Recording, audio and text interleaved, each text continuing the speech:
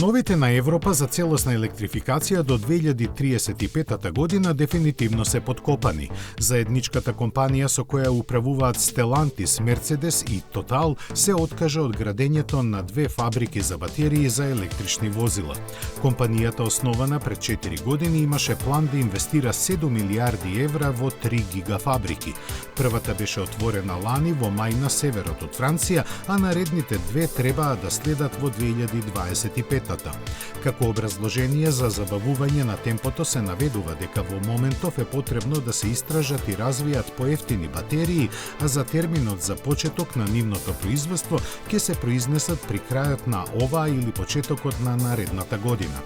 Според тоа, веројатно е фабриката во Кајзерслаутерн, која порано беше погон на Опел, да биде прилагодена за поевтините технологии, додека судбината на онаа во Италија не може да се предвиди.